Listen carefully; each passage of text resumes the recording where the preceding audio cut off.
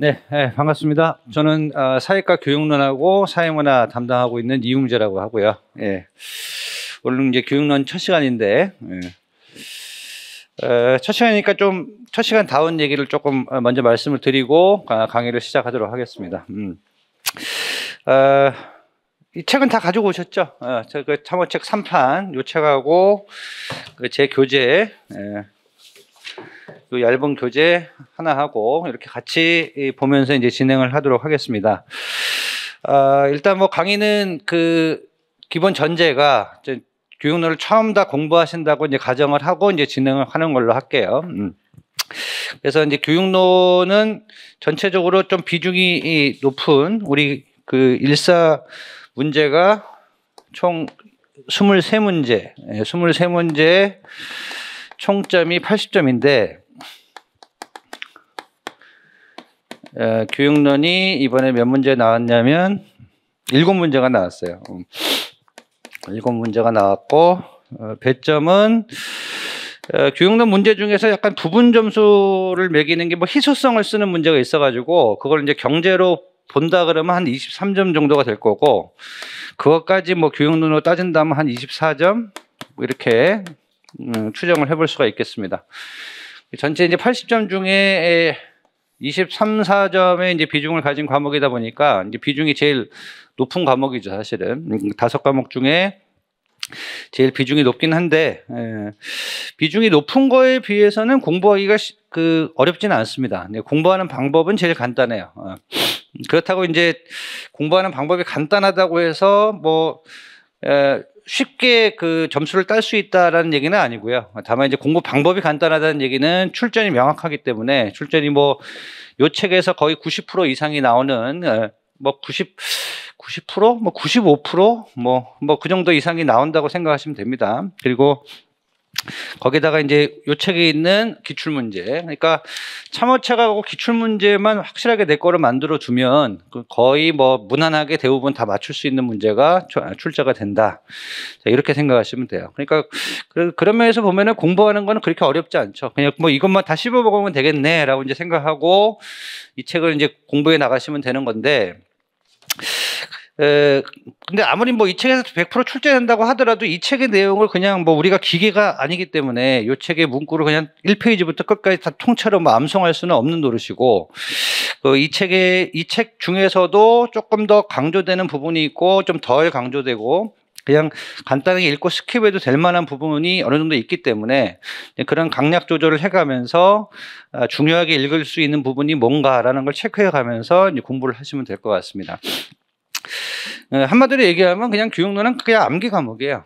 뭐 대단한 이해가 필요한 것도 아니고 그냥 암기하면 되는 건데, 외워야 될 걸 외워서 정확하게 그 문구를 답안지에 써 넣으면은 무난하게 점수를 받을 수 있는 과목이긴 한데, 그 암기하는 게 쉽지가 않죠. 이게 분량이 적은 건 아닙니다. 책 한 권에서 나온다고 해서 분량이 적다고 얘기할 수는 없어요.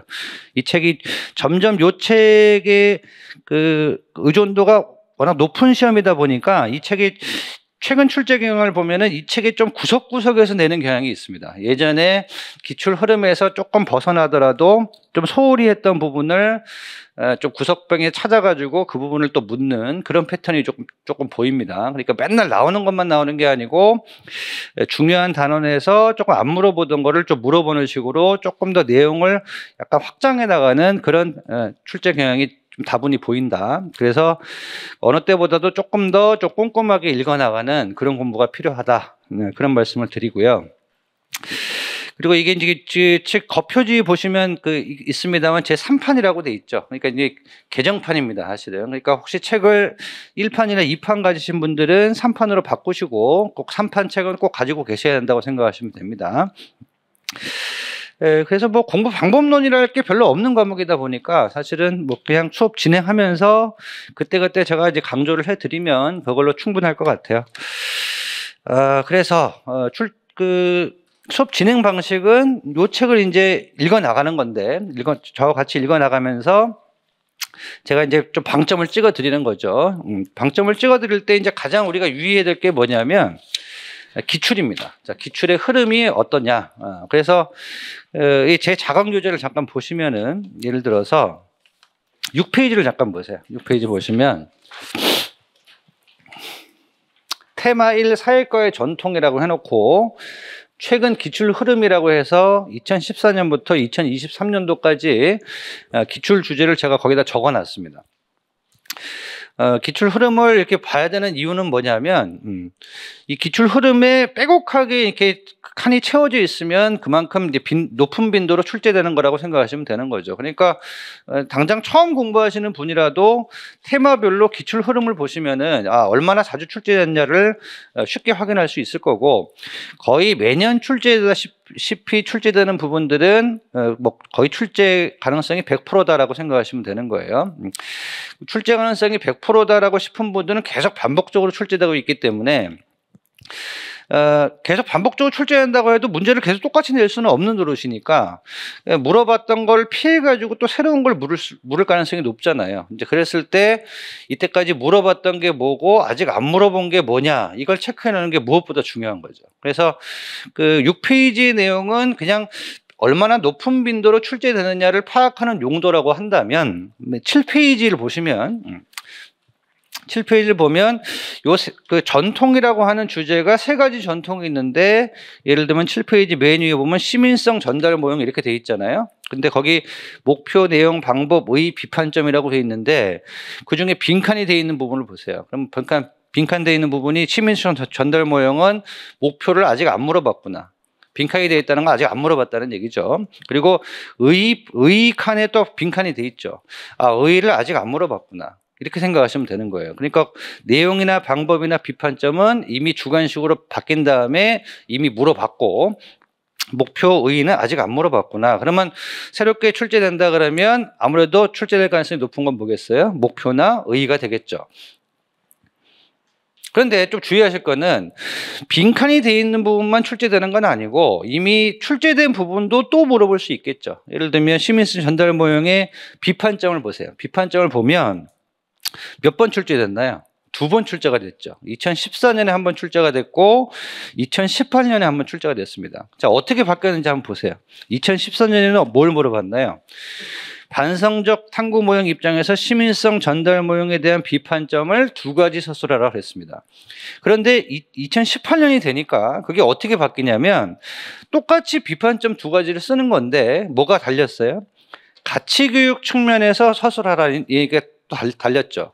그러니까 여기에서 우리가 알 수 있는 게 뭐냐면 한번 출제된 포인트를 또 물어볼 때는 똑같이 나오는 게 아니고 약간 출제 방향성을 다르게 해서 물어본다는 겁니다. 그러니까 뭐 A라는 주제가 있다 그러면 이걸 이런 방향으로 한번 물어봤다 그러면 그 다음 출제일 때는 이렇게 물어볼 수도 있는 거고, 뭐 이렇게 물어볼 수도 있는 거고, 아니면 뭐 그 뒤에서 이제 지랄 옆차기식으로 뒤에서 물어볼 수도 있는 거죠. 그러니까 한 가지 주제가 여러 번 반복돼서 출제될 때는 약간 출제 묻는 방식을 달리하면서 약간 다른 방식으로 묻는다라는 것도 머릿속에 염두에 둬야 되겠죠. 그래서 한번 출제됐던 거라도 또 출제될 수 있다. 또 출제될 때는 똑같은 걸 물어볼 수도 있지만 그거보다는 약간 다른 방식으로 묻는데 이걸 이렇게 묻다가 이렇게 물을 수도 있는 거고, 아니면 이걸 이렇게 묻는데 좀 더 디테일하게 물어볼 수 있는 거예요. 그럼 방금 봤던 그 시민성 전달 모형에 대한 비판점은 바로 그거죠. 처음에 출제될 때는 그냥 비판점 2가지를 쓰라고 그랬는데 두 번째는 어떻게 쓰라고 그랬어요? 가치교육 측면에서 2가지를 쓰라고 그랬으니까 질문 방식이 어떻게 됐어요? 좀 더 디테일해졌죠. 그 디테일한 방식으로 다시 물어볼 수가 있구나. 그러면 똑같은 걸 물었는데 처음에는 그냥 크게 뭉뚱그려서 묻다가 그 다음에는 나중에 이제 아주 디테일하게 새로운 방식으로 물었는데, 그러면 이렇게 묻는 방식이 얼마나 다양해질 수 있을까? 뭐 하얀색으로 물었다가 빨간색으로 물었다가 그 다음에 또 파란색으로 물었다가 노란색으로 물었다가 계속 이렇게 나오는데 이걸 우리가 어떻게 다 예측을 하지라는 걱정이 있을 수가 있을 건데, 그건 하나도 걱정할 필요가 없습니다. 왜 걱정할 필요가 없냐면 처음에는 비판점 2가지 쓰라고 그랬는데 그 다음에는 어떻게 쓰라고 그랬어요? 가치교육 측면에서 쓰라고 그랬잖아요. 그럼 왜 가치교육 측면에서 쓰라고 그랬을까요? 왜 가치교육 측면에서 쓰라고 그랬을까요? 그럼 간단하죠. 참호책이 그렇게 서술하고 있으니까요. 참호책에 그 비판점이 나와 있는데 가치 측면에서 비판하는 점이 참호책에 그렇게 서술이 돼 있다는 겁니다. 그러니까 묻는 방식도 어디 힌트가 다 있다, 이 참호책이 힌트가 다 있는 거예요. 그래서 여러분들이 참호책을 읽을 때는 좀 긴장감을 가지고 읽으셔야 되는데, 그 긴장감을 가지고 읽는다는 얘기는 뭐냐면, 아, 참호책이 서술이 이렇게 돼 있으니까 이 파트는 시험 문제가 나올 때 이런 조건을 달아가지고 묻겠구나라는 거를 머릿속에 계속 생각을 해야 되는 거예요.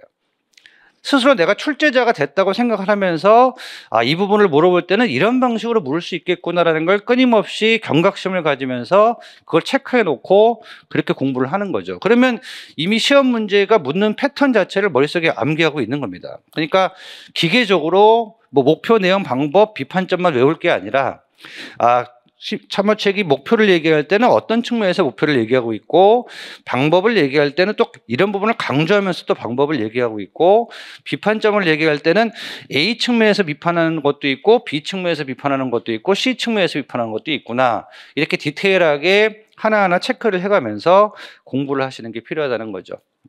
이제 그런 공부를 하실 때 조금 더 효율적으로 이제 도와드릴 수 있는 게 제 강의라고 생각하시면 됩니다. 솔직히 뭐 요 책에서 다 나오는데 뭔 강의를 들어 이렇게 생각할 수도 있죠. 이것만 다 파면 되지, 이것만 그냥 씹어 먹으면 되지라고 하면서 공부를 막상 해보면 아주 비효율적으로 읽어나가면서 공부할 가능성이 있기 때문에 조금 더 효과적으로 효율적으로 기출과 기출 안 된 걸 체크해보고, 또 기출 안 된 거를 물어볼 때는 어떤 방식으로 물어볼까 체크해보고, 기출됐던 걸 또 묻는다면 어떤 방식으로 물을 걸 하나하나 체크해가면서 그런 식으로 저하고 같이 책을 읽어나가는 과정이라고 생각하시면 됩니다.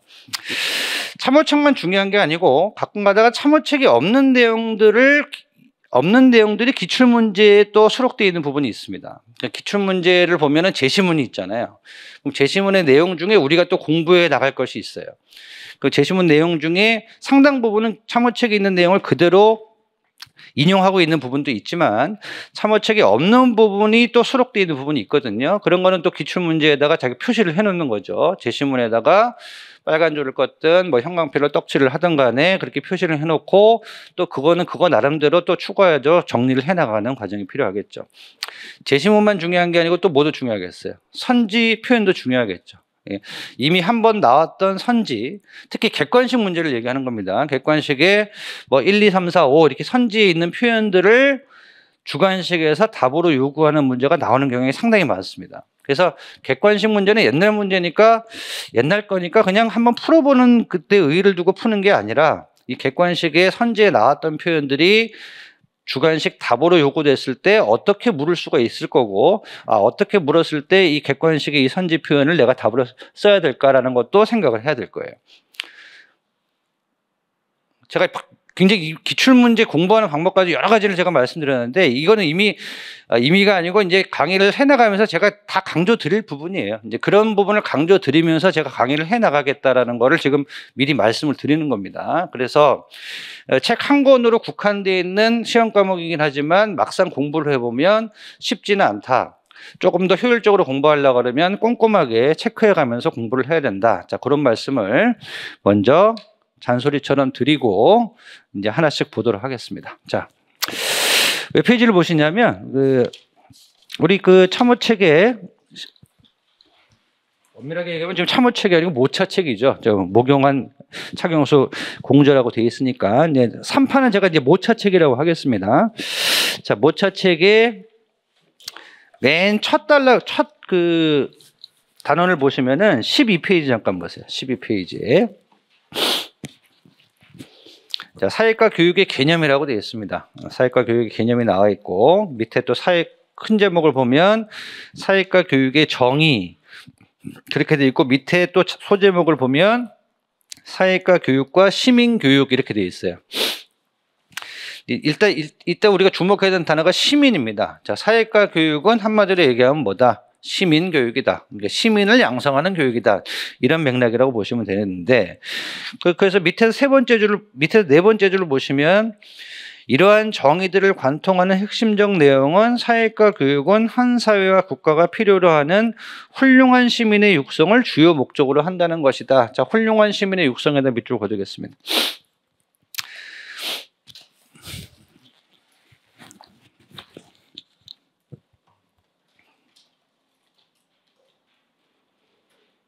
자, 훌륭한 시민을 길러내는 것이 사회과 교육의 목표인데, 이제 문제는 뭐냐면 훌륭한 시민이 뭐냐는 거죠. 대체 뭐가 훌륭한 시민이야?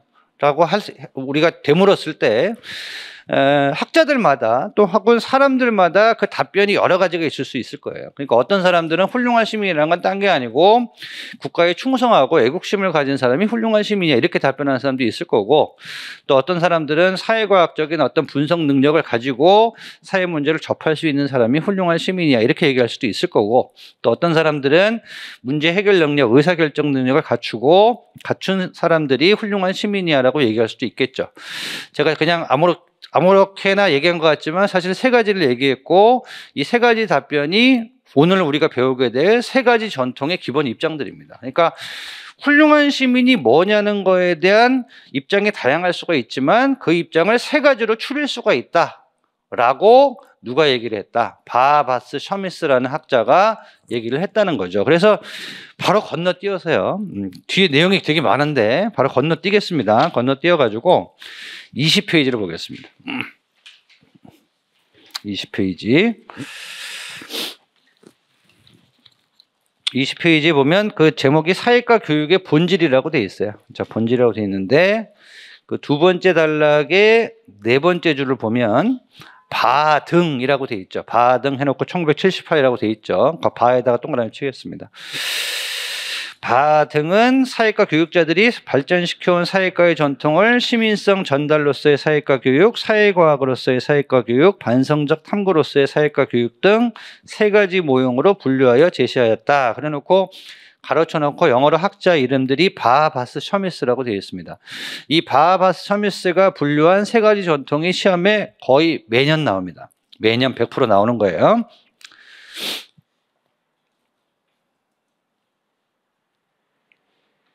그리고 그 세 가지 전통들이 이제 그 20페이지 하단에 시민성 전달 모형을 시작으로 이제 언급이 되어 있는 겁니다. 그런데 이 전통을 얘기하는 사람이 바하바스 셔미스가 있는 게 아니고 그 밑에 그 바하바스 셔미스 밑에 줄에 보시면 이러한 세 가지 전통에다가 마토렐라는, 자, 마토렐라의 동그라미 치겠습니다.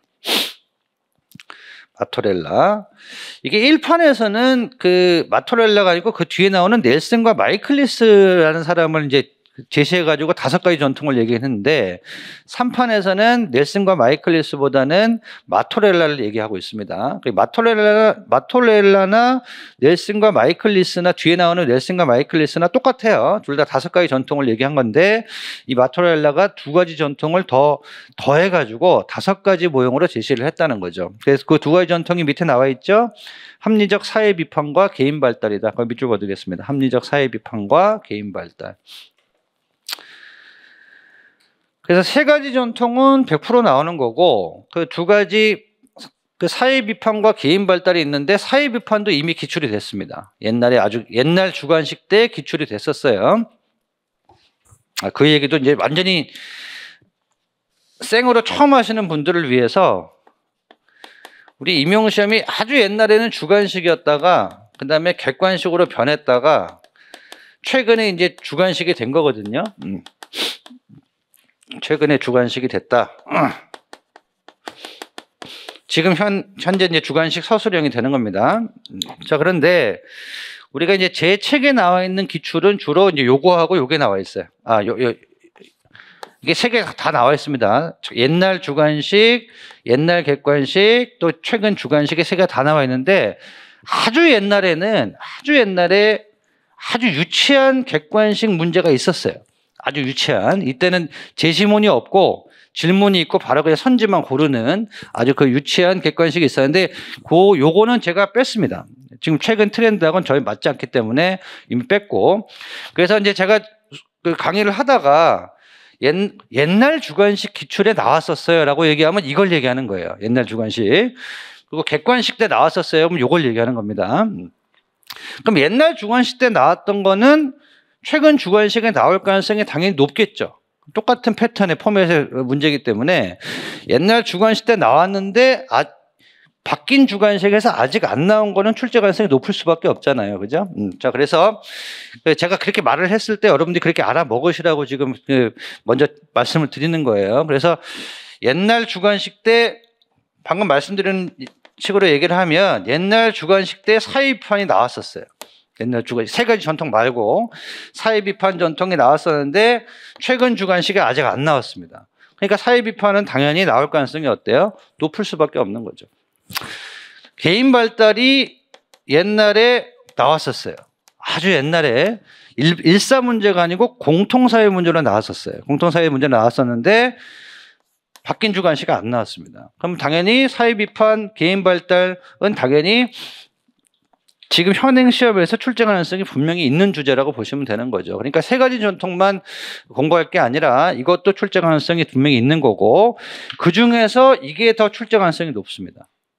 왜냐하면 이건 사회비판은 일사 문제로 나왔고 이건 공사 문제로 나왔는데 직접적으로 물은 것도 아니고 아주 뭉뚱그려서 나왔기 때문에 아주 디테일하게 물었던 건 요거기 때문에 이게 특히 출제 가능성이 높아요. 이런 걸 알고 계시는 게 중요한 거예요. 그러니까 기출을 내가 분석했다라고 얘기하면 옛날에 뭐가 나왔고 아직 안 나온 게 뭐다라는 게 입력이 되어 있는 게 기출 분석이지 기출 문제를 푸는 게 기출 공부가 아니에요. 그러니까 자꾸 이제 기출 공부를 착각하시는 분들이 있는데 뭐 기출을 3번 돌렸고 4번 돌렸다고 하시는 분들이 있는데 그 돌리면 뭐예요? 무슨 팽이도 아니고 기출은 푸는 게 아니에요. 이미 나왔던 걸 정답을 아는 게 무슨 의미가 있어요? 똑같은 문제는 안 나오는데. 그러니까 기존에 있었던 기출 문제를 아는 걸로 그치는 기출 공부는 아무 의미가 없다. 그거는 뭐 3번이 아니고 100번을 해봐야 아무 의미가 없어요. 그러니까 중요한 거는 과거 기출이 어떻게 활용돼 가지고 다시 최근 문제로 만들어지고 있느냐를 파악하는 게 상당히 중요한 겁니다. 옛날에 나왔던 게 다시 출제되고 있음을 파악하고 그래서 기출 문제를 아주 씹어먹듯이 공부를 해야 되는 거구나라는 그 중요성을 아는 게 중요한 거예요. 그래서 기출 공부의 중요성을 보통 2년차, 3년차에 깨달으시는 분들이 상당히 많습니다. 상당히 많아요. 첫 해에는 기출이 왜 중요한지도 모르고 그냥 기출 답을 체크하는 거예요. 기출 답도 몰라가지고 답 찾기에 급급한 거죠. 이제 답이 궁금하니까 그 궁금증 채우는데 급급해가지고 기출을 한번 보는 걸로 끝나시는 분들이 많은데 그런 분들이 2년차, 3년차에 비로소 깨닫는 거죠. 아, 옛날에 출제했던 게 다시 출제되는구나. 근데 출제됐던 게 다시 출제되는 게 똑같이 출제된다는 얘기가 아니구나. 출제된 것들이 어떻게 재활용돼서 출제되는지 그때 아시는 거죠. 어떻게 재활용된다고 아까 대충 말씀드렸죠. 물었던 걸 또 똑같이 옛날에 주관식에 물었던 건 또 똑같이 물어볼 수도 있고 이 객관식에 있는 뭐를 묻는다고요? 제시문에 있는 내용을 묻는다거나 객관식에 선지에 있는 표현을 묻는다거나 그런 식으로 재활용돼 가지고 출제되는 것이 우리 임용시험이다. 그래서 기출 공부가 얼마나 중요한지 중요성을 안다는 것 자체가 이미 공부할 줄 안다는 거고 그 중요성을 모르시는 분들은 아직 공부할 줄 모르는 거죠. 그리고 그 기출의 중요성을 언제 알게 되냐면 기출을 꼼꼼하게 푸는 것뿐만 아니고 원전 내용하고 또 기출 문제를 비교도 해보고 기출 문제를 또 여러 해에 걸쳐서 여러 해에 있는 기출 문제를 막 비교를 해봤을 때 그때 중요성이 머릿속에 박히고 가슴속에 새겨지는 겁니다. 그랬을 때 기출을 제대로 공부할 수가 있게 되는 거죠. 오늘 잔소리가 너무 많은데요. 내가 원래 이렇게 첫 시간에 이렇게 잔소리를 많이 안 하는데 올해는 유난히 잔소리가 좀 심해지네요. 그래서 기출이 중요하다는 말씀을 지금 드리는 거고 있는 거고 얼마나 중요한지는 기출 문제를 풀면서 다시 한번 그걸 더 강조드릴 기회가 있을 거예요.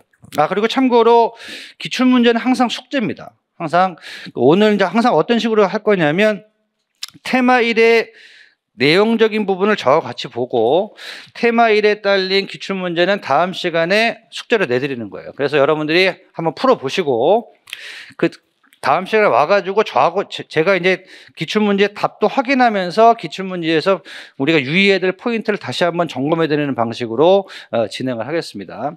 기출문제 숙제를 제가 내드리는 이유는 혼자 한번 책을 찾아보면서 최대한 이 기출문제가 묻고자 하는 게 뭔지를 한번 고민해보는 시간을 가지시라는 의미에서 숙제를 내드리는 겁니다. 그리고 스스로 한번 해보세요. 기출 분석을 한번 해보세요. 그러니까 문제를 그냥 풀지만 말고 스스로 기출 분석을 해보세요. 답 쓰는 게 숙제가 본질이 아니고 분석을 하는 게 본질입니다. 그래 놓고 다음 주에 와서 제가 분석하는 거하고 비교를 해보세요. 비교를 했는데 내가 혼자 분석한 거하고 저 인간이 하는 게 똑같네. 그러면 이제 수강 취소하시고 그냥 집에 가시면 되는 거죠. 혼자 하시면 되는 거예요.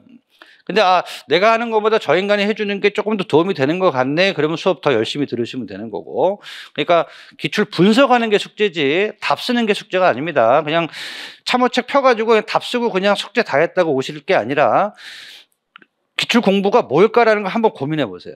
그리고 그 공부할 포인트를 뭐 표시를 하든지 빨간 걸로 그러면 수정이 안 되니까 뭐 샤프를 한번 그어 본다든지 옆에다 체크해야 될 게 있으면 한번 체크해 본다든지 2007년도에 나왔던 게 2010년에 다시 나왔구나라는 것도 한번 체크를 확인해 본다든지 그런 식으로 혼자 기출을 분석을 해가지고 다음 주에 한번 만나는 걸로 하겠습니다. 그래서 뒤에 기출 문제가 엄청 많아요. 전통 문제가 기출 문제가 지금 뒤에 21번까지 있기 때문에 처음 하시는 분들은 답 쓰는데 급급해가지고 답만 쓰다가 오실 분들이 있을 건데 그러니까 좀 시간이 걸리더라도 처음 하시는 분들이라면 시간이 걸리더라도 답만 체크하지 마시고 그렇게 분석도 같이 해가지고 다음 주에 만나는 걸로 하겠습니다. 자, 무슨 얘기하다 여기까지 왔죠? 갑자기 너무 삼천포로 빠져가지고 어쨌든 그래서 5가지 모형 얘기까지 했었죠. 20페이지 다시 오겠습니다. 20페이지 와서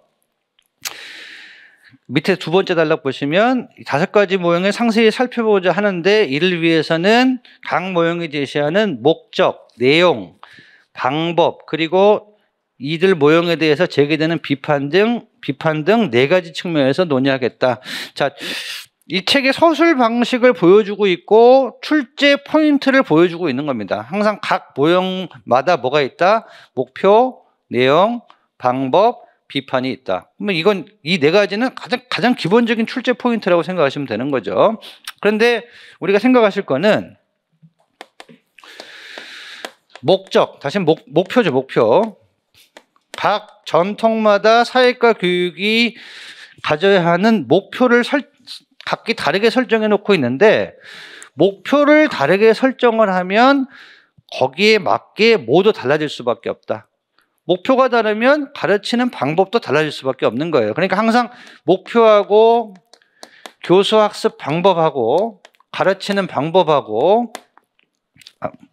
목표하고 가르치는 내용하고 가르치는 방법은 항상 연동이 되어 있는 거예요. 그래서 목표가 다르면 모두 달라질 수밖에 없다. 내용도 달라지게 되는 거고 내용이 달라지면 모두 달라진다. 방법도 달라질 수밖에 없다. 그래서 이 5가지 모형은 다 목표, 내용, 방법 상에서 전부 차별점을 가질 수밖에 없는 거예요.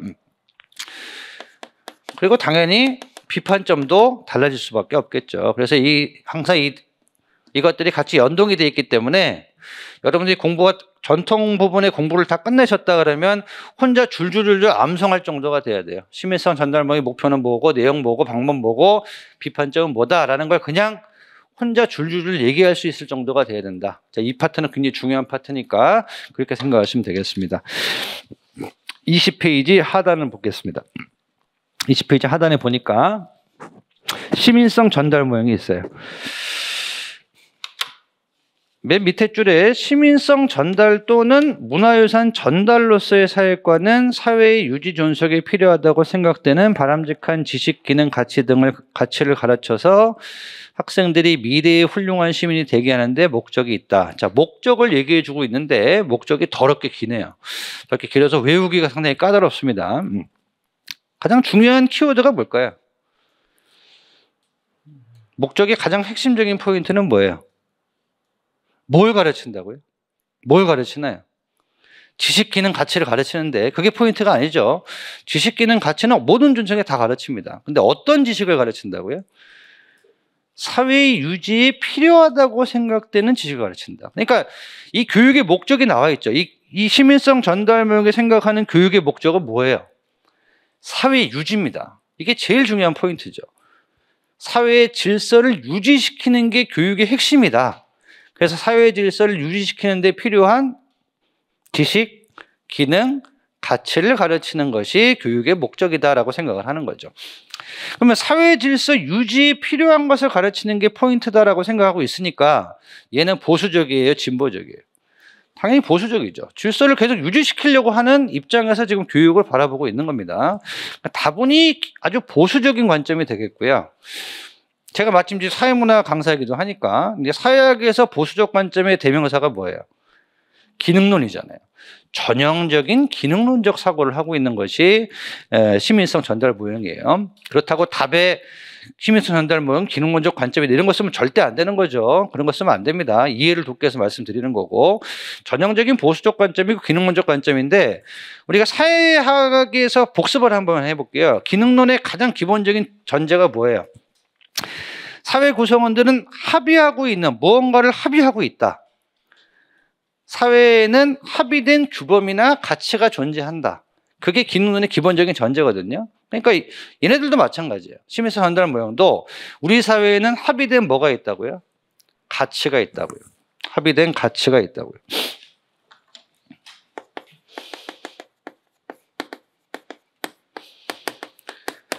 사회 구성원들에 의해서 합의된 가치가 있다.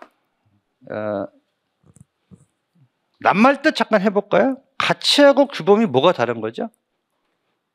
이건 뭐 사회문화 시간에 다시 얘기할 건데, 가치하고 규범은 같은 건가요? 다른 건가요? 가치하고 규범은 어떤 관계냐면, 가치는 우리가 추구하고자 하는 뭔가를 가치라고 얘기를 합니다. 예를 들면 효가 있잖아요. 효라는 건 가치예요. 우리가 추구하고자 하는 어떤 방향성을 포괄적으로 얘기한 것을 우리가 가치라고 얘기를 하는데, 효라는 건 뭐 하는 거예요? 부모님한테 잘하는 게 효잖아요. 그 부모님과 잘하는 그 포괄적인 방향을 한 단어로 표현한 그 가치가 바로 효입니다. 효를 구체화시킨 게 뭐예요? 아침 저녁으로 문안 인사하고 부모님 앞에서는 표정을 부드럽게 하고 부모님을 자랑스럽게 하기 위해서 출세를 하고, 이런 것들이 바로 뭐 혼정신성이니 뭐 공대니 뭐 입신양명이니 이런 것들이 있잖아요. 그런 것들을 우리가 뭐라 그러는 거예요? 그런 것들을 규범이라고 얘기하는 겁니다. 가치를 구체화시킨 거를 뭐라 그런다고요? 규범이라고 얘기한다고요. 이런 것들은 이해를 해두는 게 나중에 굉장히 도움이 됩니다. 그래서 말씀을 드리는 거예요. 가치를 어떻게 한 게 규범이라고요? 구체화시키는 게 규범이라고요.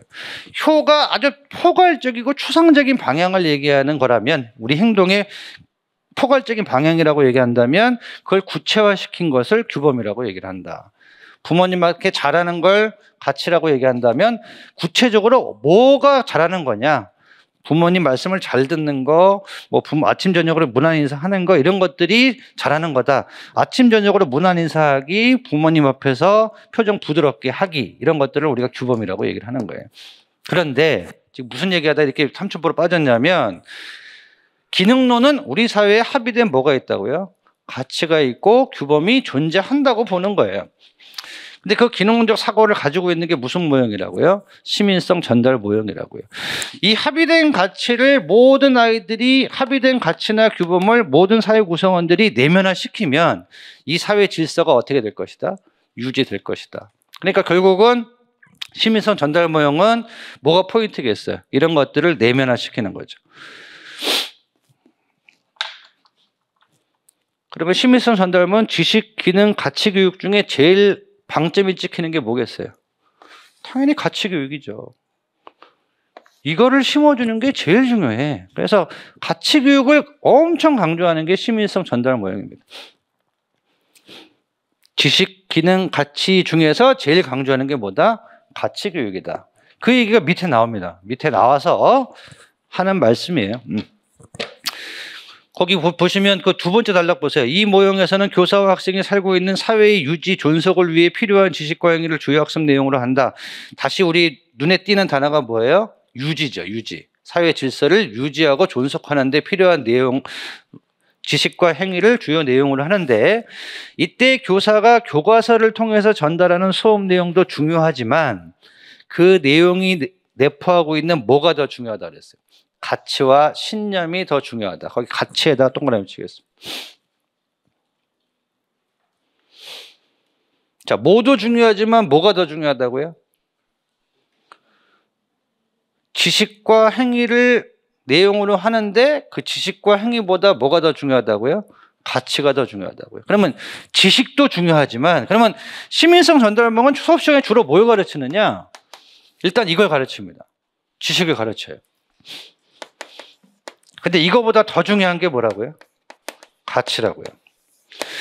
그럼 어떤 지식을 주로 가르치느냐면 이게 이런 거예요. 이렇게 얘기하는데 보통 우리가 사회과 교육 목표로 얘기하면 지식, 기능, 가치, 태도 보통 이렇게 얘기하잖아요. 세 가지로 얘기할 때 그렇게 얘기합니다.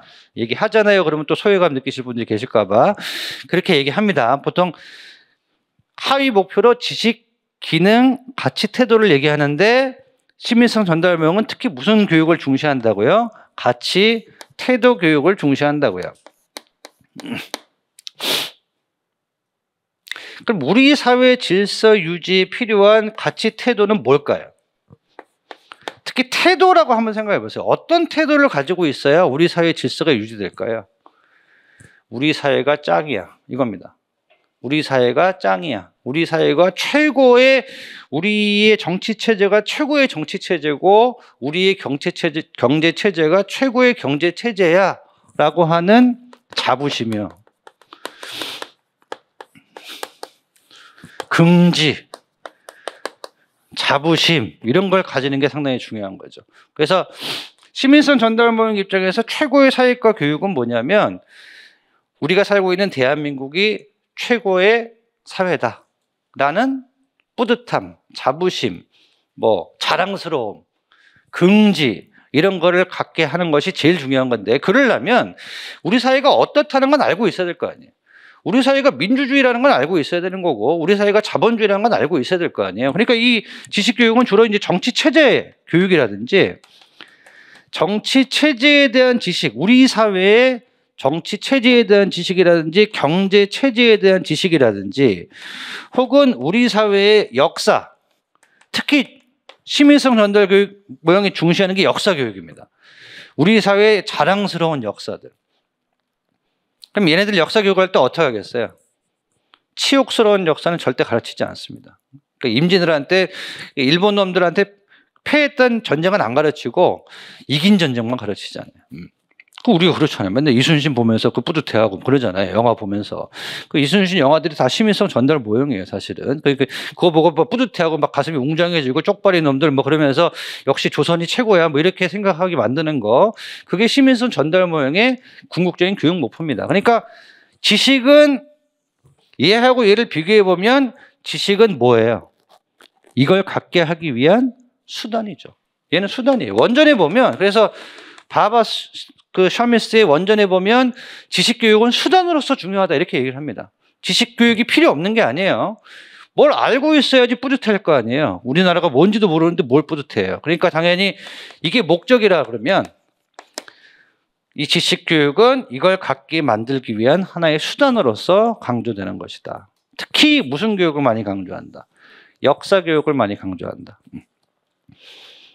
이 사회과 교육론을 배우다 보면 역사 교육이 상당히 보수적인 성향을 띠게 된다라는 것을 우리가 알게 됩니다. 역사 교육은 보통 이런 취지로 역사 교육을 많이 해왔어요. 이때까지.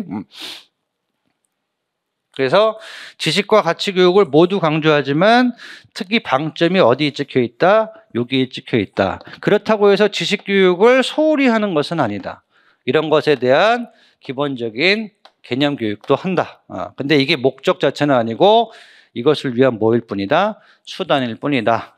그렇게 여기는 것이 시민성 전달 모형이다. 자, 이렇게 정리를 해주시면 되겠습니다.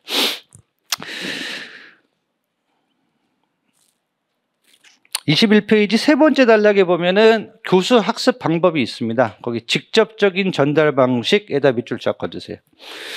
그 앞에다 조그맣게 동그라미 1번 한번 써보세요. 지금 교수 학습 방법을 두 가지로 얘기하고 있는데 첫 번째는 직접적인 전달 방식이고 그 단락의 네 번째 줄에 보면 간접적인 전달 방식이 있죠. 거기 밑줄 그어놓고 동그라미 2번이라고 쓰겠습니다. 그 직접적인 전달 방식은 뭘 전달이라고 돼 있잖아요. 직접 전달하는 거예요. 직접 뭘요? 이걸 전달하는 게 목표잖아요.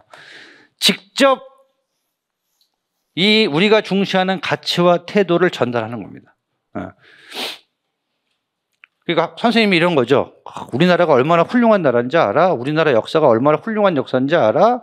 그러면서 막 옛날 고구려가 얼마나 컸는지 알아? 명토가 뭐 그러면서 요즘 친세대 말로 이제 국뽕이죠. 이제 국뽕을 이제 직접 주입시키는 겁니다.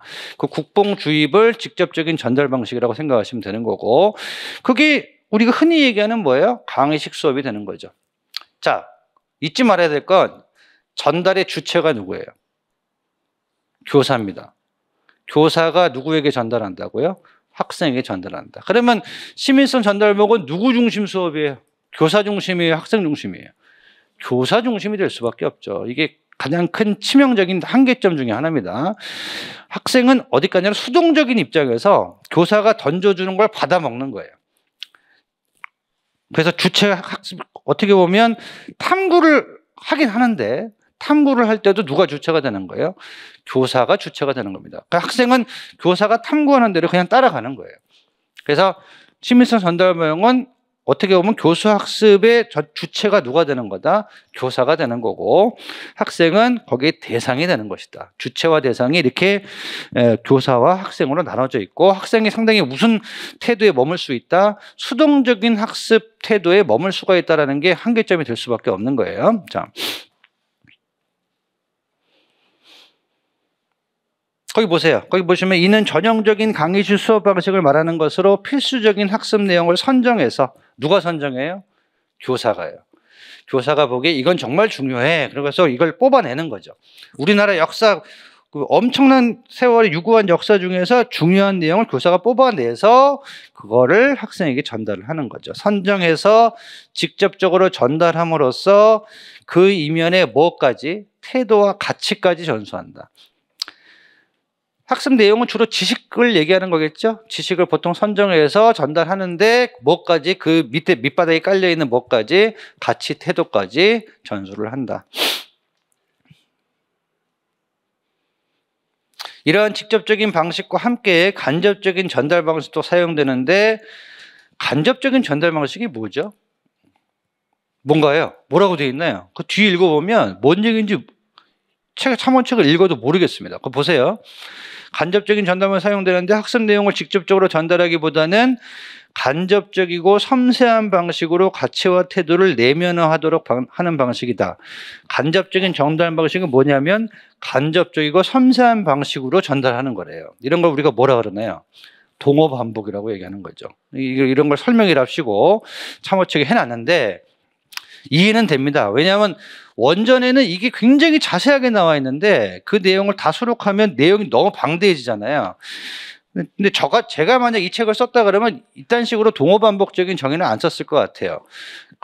충분히 압축해서 쓸 수 있는데 이해를 돕기 위해서 말씀드리는 겁니다. 자, 이해를 돕기 위해서 이렇게 말씀드릴게요.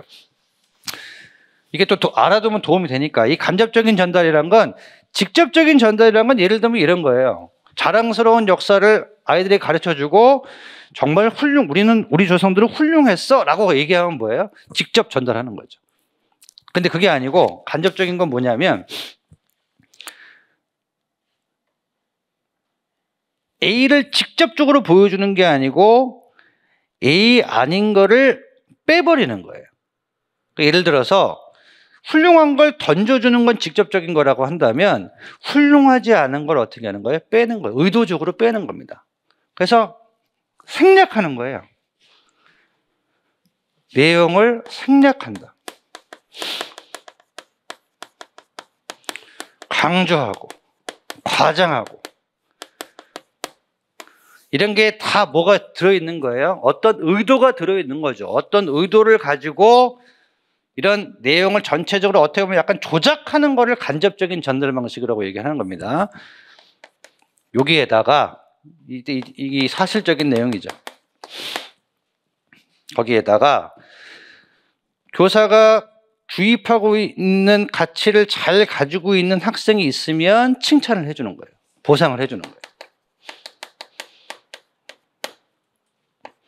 예를 들면 어른들에게 공경하고 윗사람한테 공경하는 태도를 가지고 있는 학생이 있으면은 철수는 진짜 선생님한테 깍듯하게 인사도 잘하고 정말 훌륭해 이렇게 칭찬을 하고, 또 선생님이 얘기하는데 자꾸 토를 달고 이렇게 반문을 하고 이런 애가 있으면 너는 자꾸 선생님이 얘기하는데 말을 끊고 난리니 이런 식으로 이렇게 비난을 하고 처벌을 하는 거죠.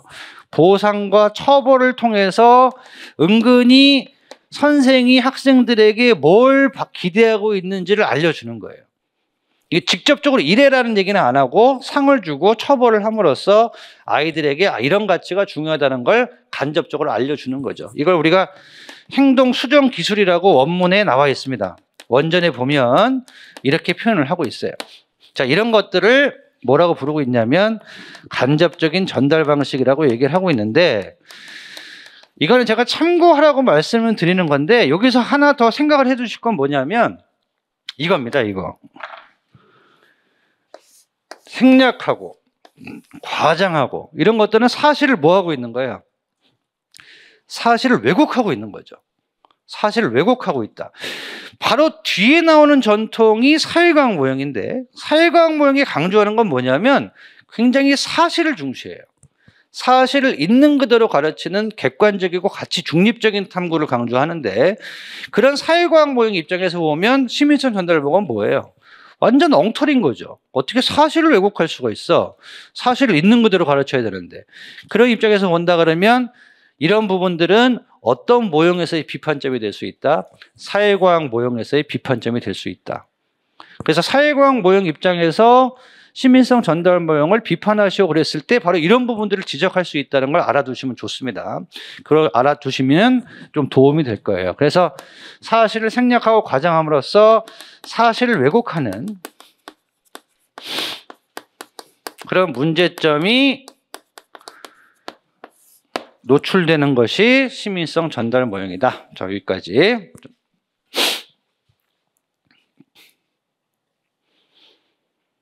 근데 그 직접적이든 그 간접적이든 마지막 결론 문장을 보세요. 외견상 이러한 방식은 시민성 전달 모형의 교수학습 방법과는 거리가 있어 보이지만 본질적으로 무슨 목적에는 차이가 없다고요? 가치와 태도의 전수. 그럼 이런 짓들도 다 왜 하는 거다? 왜 하는 거다? 가치와 태도를 전수하기 위해서. 특히 어떤 태도? 우리 사회에 대한 자부심.